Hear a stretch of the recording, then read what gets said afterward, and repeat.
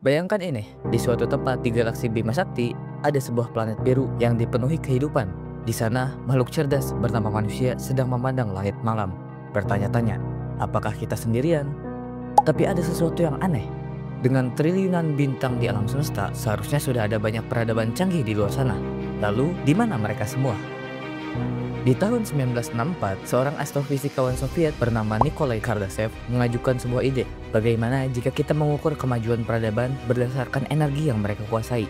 Inilah skala Kardashev, sebuah klasifikasi yang membagi peradaban menjadi 3 tingkatan utama. Tipe 1, mereka yang menguasai planet. Peradaban yang bisa memanen seluruh energi di planetnya, mulai dari energi panas di inti planet mereka, panas magma yang keluar dari gunung berapi, hingga energi matahari yang sampai di permukaan planet tersebut. Mereka dapat mengontrol semua hal yang terjadi di planet mereka. Mereka dapat mengatur cuaca, mengatur bencana alam, dan fenomena-fenomena lainnya. Tipe 2, sang penguasa bintang. Peradaban yang bisa memanen seluruh energi bintang induknya. Mereka mengontrol seluruh energi yang dikeluarkan oleh bintang yang mereka orbit dengan membangun megastruktur seperti sebuah Dyson Sphere. Teknologi yang mereka capai mungkin sudah sampai melakukan terraforming planet atau perjalanan antar bintang.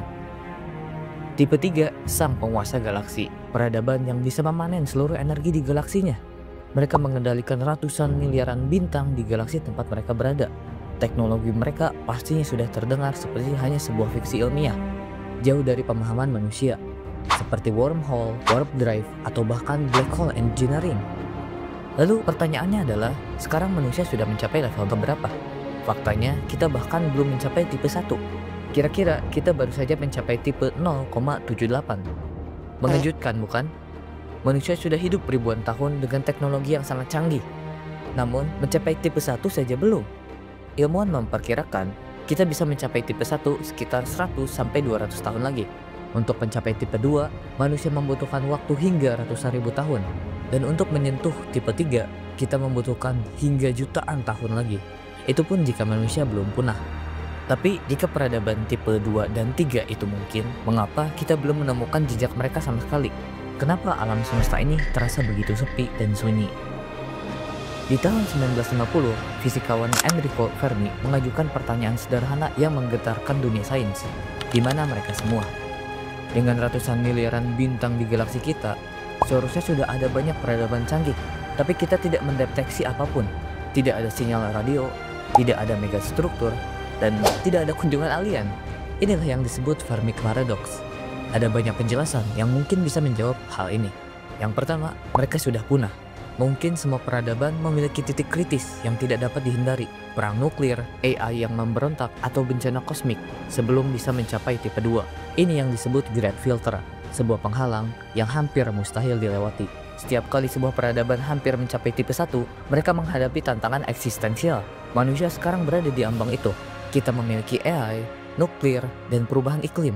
Tahap krisis dalam evolusi kehidupan atau peradaban yang sangat sulit atau hampir mustahil dilewati. Sebuah filter yang menyaring hampir semua peradaban sebelum mereka bisa menjadi lebih maju. Kedua, mereka terlalu jauh atau terlalu canggih. Mungkin teknologi mereka sudah di luar pemahaman kita. Mereka tidak menggunakan sinyal gelombang elektromagnetik untuk berkomunikasi. Mereka berbicara dengan bahasa di luar kelima indera kita.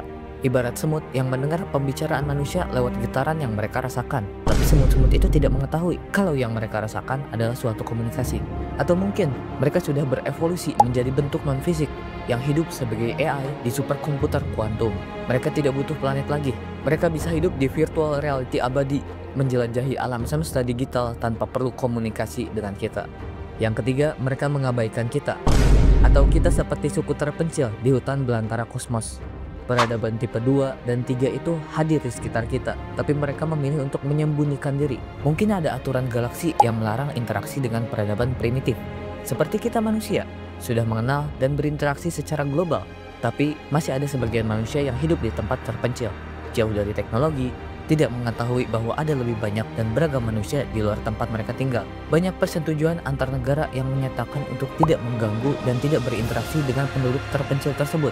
Ada kemungkinan bahwa peradaban tipe 2 dan 3 yang sudah berkomunikasi melakukan hal yang sama. Mereka menyetujui untuk membiarkan kita, manusia sebagai makhluk yang lebih primitif, berkembang dengan sendirinya tanpa ada interaksi dengan mereka. Yang keempat, kita benar-benar sendirian. Mungkin kehidupan cerdas itu sangat langka. dan kita adalah yang pertama. Butuh 3,5 miliar tahun perkembangan kehidupan di bumi untuk bisa membentuk makhluk cerdas seperti manusia. Bisa saja ada banyak kehidupan di galaksi ini, tapi kehidupan itu hanyalah sebuah molekul organik sederhana yang tidak memiliki pikiran. Mereka hanya hidup untuk melanjutkan kehidupan koloni mereka. 3,5 miliar tahun bukanlah waktu yang singkat. Ada banyak tantangan yang perlu dihadapi oleh kehidupan di suatu planet. Di planet kita sendiri sudah banyak peristiwa bencana besar yang hampir membunuh seluruh kehidupan di bumi. Mungkin kita beruntung bisa melewati semua hal tersebut, tapi tidak dengan makhluk di planet lain yang menerima bencana yang lebih besar. Tidak peduli apapun hasilnya, semua hal itu sama-sama mengerikan. Jadi, apakah manusia bisa mencapai tipe 2 atau 3? Ataukah kita akan punah seperti peradaban lain sebelum kita? Fermi Paradox mengingatkan kita, alam semesta itu sunyi, tapi bukan berarti kosong. Mungkin jawabannya ada di tangan kita. Apakah kita bisa melewati Great Filter, atau hanya menjadi sekadar salah satu dari jutaan kehidupan yang gagal untuk terus berkembang? Bagaimana menurutmu? Apakah alien tipe 2 dan 3 sedang bersembunyi? Atau kita benar-benar sendirian? Tulis di komentar. Jangan lupa like, subscribe, dan sampai jumpa di petualangan sains berikutnya.